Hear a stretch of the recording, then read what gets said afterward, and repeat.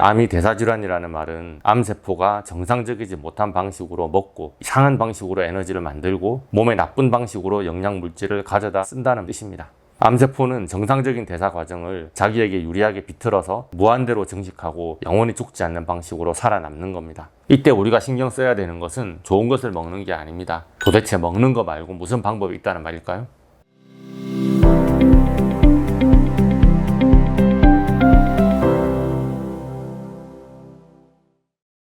안녕하세요, 명찬 최원장입니다. 기초 영양소 알러지가 암에 미치는 영향을 시리즈로 올리고 있던 중입니다. 코어6 알러지 치료 순서대로 달걀 단백질, 칼슘, 비타민C 대사 장애가 암의 증식과 전이에 미치는 영향에 대해서 지금까지 이야기를 했고요. 오늘은 비타민 B군과 암의 연관성에 대해서 이야기를 해볼 차례인데요. 그 이야기를 하려니 에너지를 만드는 세포 내 소기관 미토콘드리아에서의 비타민 B군의 역할을 꼭 언급을 해야 되겠는데요. 미토콘드리아의 대사 장애 문제가 암의 시작점이라고 할 정도로 이것은 정말 중요한 화두인데 제가 이 이야기를 공식적으로 유튜브에서 언급한 적이 없는 것 같아요. 그래서 오늘 영상에서는 미토콘드리아의 관점에서의 암의 원인과 암 치료에 있어서의 명쾌한 알러지 치료의 역할에 대한 심도 깊은 이야기를 해보려고 합니다. 지금까지 현대의학의 암 치료법을 여러 차례 소개하면서 대전제를 삼았던 것이 있습니다. 정상세포의 유전자 변이가 암이 된다는 것이었어요. 그래서 초진 문의하시는 암 환자분들께는 조직 검사 결과 어떤 유전자 변이로 확인되셨는지, 그 변이에 맞는 표적 치료를 받으셨는지 언제나 제가 확인을 했었죠. 폐암의 경우는 EGFR, ALK, 유방암에서는 주로 호르몬 수용체 양성 아니면 HER2, 브라카, 대장암이라면 KRAS, 브라프 유전자 변이가 흔하게 발견되는데요. 최근에 이런 유전자 변이를 타격하는 표적 항암제가 많이 개발되었고 그로 인해 과거보다 훨씬 정교하게 암세포를 타격하는 것이 가능하게 됐습니다. 하지만 저는 여기서 여러분들에게 질문을 해봐야 됩니다. 암은 정말 유전자만의 문제일까요? 예를 들어서 EGFR 유전자 돌연 변이를 가진 미소세포 폐암이라고 할지라도 EGFR 변이가 100%란 말이 아닙니다. 전이암은 물론이고 같은 장기 안의 여러 부위에 암세포들의 유전자형이 일치하지 않는 경우가 많습니다. 그래서 EGFR 변이 수치가 낮으면, 그래서 여러 종류의 변이가 섞여 있으면 표적을 삼을 변이형이 애매한 겁니다. 표적 치료제를 쓰기가 어려운 상황인 거죠. EGFR 변이 비율이 높다고 하길래 그것을 타겟으로 공격하는 표적 치료제가 잘 듣겠거니 했지만 타거리수에 죽지 않는 암세포가 살아남아서 또 증식하고 전이가 되게 되면 암 유전자형이 다르게 바뀔 수도 있습니다. 그래서 항암 치료 중에 암의 성격이 바뀐 느낌이 드는 일이 빈번합니다. 이것은 암 유전자 관점이 틀렸다는 말을 하는 게 아니에요. 암을 유전자 변이로만 보는 관점만 가지고서는 암의 효과적인 치료에 예방 대책이 나오기가 어려운 부분이 있다는 말입니다. 암의 유전자 변이가 항암 치료에 따라 적응하며 변해간다면 우리도 암을 효과적으로 치료하기 위해서는 질문을 바꿔야 되겠죠. 암이 어떤 유전자 변이를 가지고 있는지 연구하고 약을 개발하고 적용하는 것과 또 다른 관점에서 신체의 어떤 환경이 암세포가 계속 증식하게 만들고 있는지를 연구해 봐야 합니다. 바로 여기서 대사의 관점이 들어갑니다. 암은 유전자만의 문제가 아니라 대사 질환이기도 하다는 의미입니다. 대사라는 것이 뭘까요? 먹고 태우고 만들고 버리는 과정을 말합니다. 우리 세포는 포도당, 지방, 아미노산, 비타민, 미네랄, 산소를 이용해서 에너지를 만들고 세포를 유지하고 필요한 물질을 만들고 노폐물을 배출하는데요. 그 대사 과정이 있어야 우리 몸이 생명을 유지할 수 있는 것이고요. 그런데 암이 대사질환이라는 말은 암세포가 정상적이지 못한 방식으로 먹고 이상한 방식으로 에너지를 만들고 몸에 나쁜 방식으로 영양물질을 가져다 쓴다는 뜻입니다. 암세포는 정상적인 대사 과정을 자기에게 유리하게 비틀어서 무한대로 증식하고 영원히 죽지 않는 방식으로 살아남는 겁니다. 그래서 암을 단순히 돌연변이 세포가 무한 증식하는 질환 정도로만 여기면 안 됩니다. 그 암세포는 스스로 살아남기 위해서 몸 안의 영양소, 산소, 혈관, 면역, 염증 환경까지 다 자기에게 유리하게 뒤틀어 버린다는 것을 알아차리고 이것에 대한 대책을 세울 수 있어야 합니다. 이것이 암 대사를 이해하는 핵심입니다. 그런데 여기서 하나 묻고 싶네요. 이렇게 대사 과정이 망가진 것이 암의 결과가 아니라 암의 시작점이었다면 어떨까요?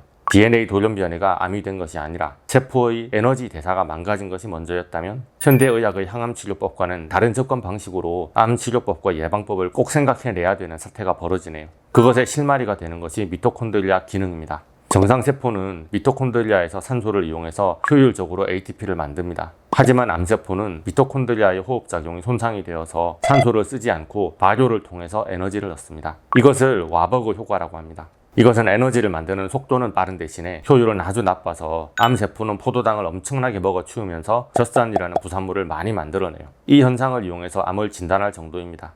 포도당 유도체를 주입하고 PET-CT 검사를 하면 암 부위가 밝게 보이는데요. 바로 포도당이 폭발적으로 소모되는 부분, 미토콘드리아가 제대로 기능을 하지 못하는 자리를 찾아내서 그것을 암으로 진단하는 것입니다. 그렇다면 암이 증식하는 데 있어서 미토콘드리아 기능이 망가진 것이 먼저일까요? 유전자 돌연변이가 먼저일까요? 이것을 밝혀낸 실험이 있습니다. 핵세포질 이식 실험이라고 합니다. 암세포의 핵을 정상 미토콘드리아가 있는 정상세포질 안에 넣으면 종양이 안 생기지만 정상세포의 핵을 기능이 망가진 미토콘드리아가 들어있는 암세포의 세포질에 넣으면 종양이 생깁니다. 즉, 핵의 유전자 문제가 아니라 세포질의 미토콘드리아 문제가 보다 더 암의 핵심이라는 것이죠. 미토콘드리아가 망가져서 세포가 살아남기 위해 포도당과 글루타민 발효로 에너지를 만드는 것이 문제의 시작점이고, 암세포에서 발견되는 유전자 돌연변이는 그 이후에 나타날 2차적인 결과에 불과하다는 것입니다. 그래서 대부분의 암에서 미토콘드리아의 숫자가 감소하거나 구조가 망가졌거나 산소 호흡의 효율이 저하된 문제가 발견됩니다. 유방암 환자의 80% 이상이 미토콘드리아의 감소 문제가 심각하고요. 원래 미토콘드리아는 세포가 회복 불능 수준으로 망가졌거나 DNA가 손상이 되면 세포 사멸 단백질을 방출해서 스스로를 파괴하고 세포를 해체했어야 해요. 세포 사멸 과정인데요. 그런데 손상된 미토콘드리아는 세포 사멸 신호를 막습니다. 망가진 세포가 영원히 죽지 않으니 이것을 암이라고 부르는 거죠. 최근 연구에서 암세포가 자기의 망가진 미토콘드리아를 면역세포에 침투시켜 면역세포의 기능을 망가뜨린다는 자료도 발견이 됐어요. 기존 항암제에 내성이 생기도록 하기도 하고요. 이렇게 손상된 미토콘드리아가 암세포가 죽지 않고 증식되고 전이되도록 도와주는 핵심 역할을 하고 있는 것입니다. 이 과정에서 암세포가 포도당을 많이 쓰면 젖산이라는 부산물이 많이 나오는데요. 예전에는 젖산을 그냥 세포 대사 과정에서 발생하는 찌꺼기라고 여겼습니다. 그런데 요즘에는 젖산이 세포 환경을 암세포에게 유리하게 만드는 핵심으로 작용한다고 보고 있습니다. 젖산 때문에 암세포 주변의 환경이 산성화되고 염증성 환경으로 바뀌면 면역세포가 접근해서 암세포를 잡아먹기 어렵게 됩니다. 염증성 환경에서 발생한 활성산소는 암세포의 증식과 전이를 촉진하고요. 그래서 당대사의 문제는 단순히 암세포가 설탕을 먹고 산다는 문제를 넘어서서 암세포의 주변 환경을 암이 증식하기 좋도록 유도한다는 의미가 있습니다. 종양 미세 환경으로 악화되게 만드는 것입니다. 암세포는 포도당을 단순히 에너지로만 쓰는 것이 아니라 자기 몸을 불리는 재료로도 씁니다. 암세포는 빠르게 증식을 하는데 그러려면 새 세포의 DNA도 필요하고 단백질도 필요하고 세포막도 필요하겠네요. 포도당은 이런 물질들을 만드는 기초 재료로 쓰이기도 합니다. 그렇다면 암세포가 설탕을 좋아하니 탄수를 제한하는 케톤식을 하면 암이 다 낫겠네, 이렇게 단순하게 생각할 수도 있는데요. 이것은 인슐린 대사를 안정화시킨다는 의미가 있기는 하지만 모든 암 환자에게 다 적용하기에는 너무 단순한 발상입니다. 최신 암대사 리뷰들은 암세포가 증식을 유지하기 위해서 포도당뿐 아니라 아미노산, 지질, 흑산대사를 다 조종한다고 설명합니다. 먼저 지질대사를 볼게요. 세포 하나하나는 막으로 둘러싸여 있습니다. 새 암세포를 만들려면 새로운 세포막이 필요합니다. 그런데 세포막의 핵심 재료가 바로 지방입니다. 그래서 암세포는 지방산을 더 많이 만들거나 밖에서 더 많이 가져오거나 지방을 에너지원으로 쓰는 방향으로 대사 과정을 바꿀 수 있습니다. 그것이 다가 아닙니다. 지방 대사 과정이 망가진 것은 염증 신호를 증폭시키거나 호르몬 신호를 교란시키며 세포 안의 신호 전달을 건드릴 수도 있습니다. 특히 유방암처럼 호르몬과 관련된 암에서는 지방 조직, 염증, 에스트로겐 대사, 인슐린 저항성 같은 배경이 암의 성장 환경을 악화시킬 수 있습니다. 그래서 지방 대사는 암이라면 설탕을 끊고 좋은 지방을 많이 먹어야 합니다, 이렇게 쉽게 말할 문제가 절대 아닙니다. 환자분이 지방을 소화하고 처리할 수는 있는지, 담즙 흐름은 어떤지, 간 기능과 장 상태는 어떤지, 이런 상태를 체크하는 과정 중에 염증이나 호르몬 대사를 악화시키는 키로 작용하지 않는지도 살펴야 합니다. 또 체크할 것은 암세포의 단백질과 아미노산 대사입니다. 암 환자에게 단백질이 반드시 필요한 것은 잘 아실 거예요. 근육량을 지켜야 하고 면역세포를 만들어야 하고 상처를 회복하면서 항암 치료를 견디려면 단백질이 필요합니다. 그런데 동시에 암세포도 아미노산을 적극적으로 사용해서 새 세포를 만들고요. 항암제나 면역세포, 산화 스트레스의 공격을 막고 수리하는데 아미노산을 소모합니다. 특히 암세포는 아미노산 중에 하나인 글루타민을 핵심 원료로 이용합니다. 글루타민은 암세포의 에너지를 보충하고 DNA의 재료가 되는 핵산을 합성하고 다른 아미노산으로 변형되거나 지방산을 만들고 산화환원 균형 유지에도 쓰일 수 있습니다.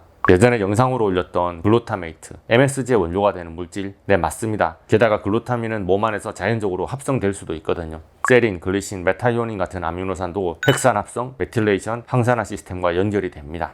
자, 이렇게 암세포가 대사 과정을 망가뜨려서 혈당 수치, 인슐린 작용, 염증 유발, 지방산 합성, 아미노산 대사, 산소 부족, 젖산 방출, 간 기능 교란, 장 기능 저하, 면역세포 기능 저하 등등을 유발하며 종양 주변의 미세 환경을 암세포에게 유리하게 세팅하고 있습니다. 이것이 암이 대사질환의 성격을 가진다는 본질적인 의미입니다.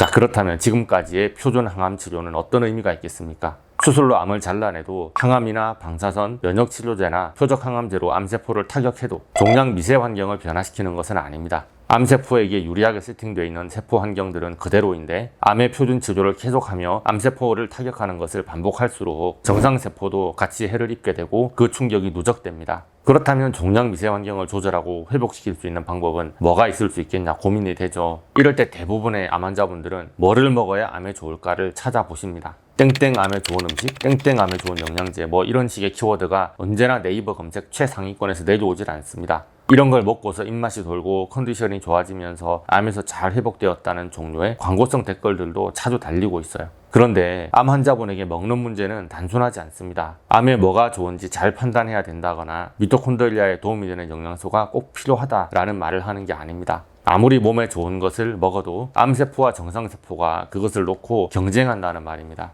예를 들어서 NMN은 미토콘드리아에서 산소를 사용해서 포도당을 에너지로 전환하는 데 필요한 핵심 조효소입니다. 그런데 정상세포 미토콘드리아의 기능을 올려주면 뭐 하나요? NMN이 암세포의 미토콘드리아도 강화를 시켜서 항암 치료에 저항하게 만든다면 아무 도움이 안 되겠죠. 어떤 영양제도 포도당도 지방도 비타민이나 미네랄도 다 마찬가지입니다. 식욕이 떨어지면서 에너지 섭취량이 줄고 몸을 회복시키는 데 필요한 에너지는 더 늘어나서 근육이 쭉쭉 빠지고 체중이 줄어들고 있는 이 와중에 겨우 흡수한 그 약간의 영양소마저도 암세포가 빼앗아가서 폭발적으로 암이 증식합니다. 이런 사태가 점점 심해지면 아무리 많이 먹어도 중증 영양실조 상태가 유발이 되는 복합 대사 이상 암성 악액질로 악화되기가 쉽습니다. 밑 빠진 독에 물을 붓는 형국인 거죠. 이때 우리가 신경 써야 되는 것은 좋은 것을 먹는 게 아닙니다. 내 몸의 정상세포가 어떻게 하면 암세포와의 경쟁에서 이기고서 소화 흡수된 영양소를 내 몸에 먼저 쓸 수 있게 우선순위를 회복할 수 있는지 그것을 고민해야 하는 겁니다. 그런데 암은 대사질환이다 유튜브 영상을 매번 보시면서도 케톤식을 해야 한다 이런 영양제를 먹어야 한다 이런 류의 이야기만 들어보셨지 내 몸의 정상세포가 암세포보다 먼저 흡수할 수 있는 우선순위를 확보해 주는 것이 암의 대사질환 치료의 핵심이다 이런 말은 오늘 처음 들어보셨을 겁니다. 도대체 먹는 거 말고 무슨 방법이 있다는 말일까요? 여기서 명쾌한 알러지 치료의 컨셉을 소개를 해드릴게요. 제가 모든 영양에서 반복해서 말하는 것은 암 환자가 먹는 모든 것에는 알러지가 있으면 안 된다는 것입니다. 제가 말하는 알러지는 먹고 간지럽고 두드러기 나는 그런 급성 알러지를 말하는 게 아닙니다. 몸이 그것을 편안하게 받아들이지 못하고 스트레스 반응을 일으키는 모든 상태, 그것을 말하는 것입니다. 먹고 나서 소화 흡수가 안 되거나 통증을 일으키는 표면적인 부분부터 세포 단위의 생화학 반응에서 에너지적으로 충돌하면서 기능이 저하되는 문제나 심지어는 과거의 스트레스나 트라우마 때문에 불쾌한 감정이 일어나는 것까지 모두 다 알러지의 범주로 포함할 수 있습니다. 내 몸이 단백질, 지방, 탄수화물, 비타민, 미네랄과 같은 기초 영양소를 편안하게 흡수하고 이용하지 못하는데 먹을 때마다 몸도 불편하고 마음도 불편하고 기능도 저하되고 컨디션도 나빠지는데 그 음식을 먹고서 내 몸이 암을 이기고 회복할 수 있을까요? 그 음식의 에너지가 내 몸의 기 에너지와 충돌하여 경락의 기 흐름을 망가뜨리는 그 포인트를 해소하는 것이 증상을 호전시키는 데 너무도 중요합니다. 중요한데 아무도 신경 쓰지 않는 사각지대입니다. 이것이 해소될 수 있다면 여러분이 좋은 음식을 먹고 좋은 치료를 받고 좋은 생각을 하며 노력하고 있는 그 모든 것에 시너지 효과를 낼 수 있습니다.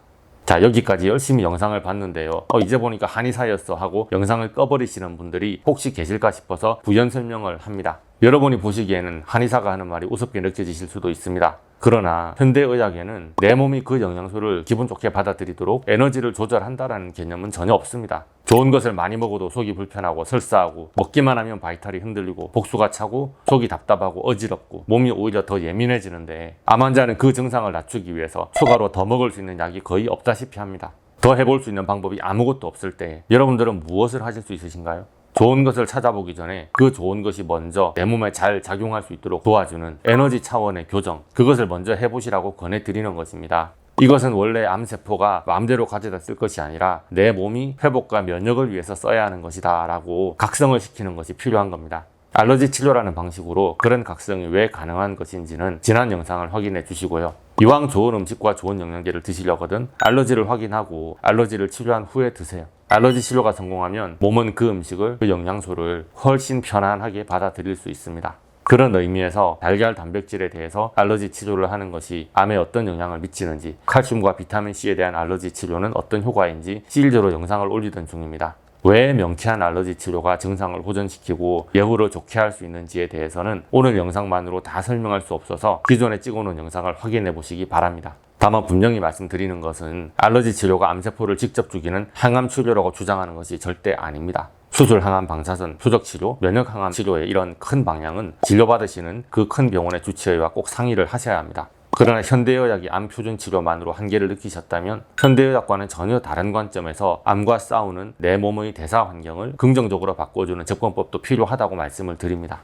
근본적으로 대사 환경을 조절해주는 이 명쾌한 알러지 치료를 통해서 희망을 보셨기를 바라면서 다음 시간에는 비타민 B군의 알러지 치료와 암의 관계에 대해서 올려보겠습니다. 오늘의 영상이 도움이 되셨다면 좋아요, 구독, 알림 설정 부탁드리겠고요. 질문 있으신 분들은 댓글로 질문 달아주시기를 바라겠습니다. 감사합니다.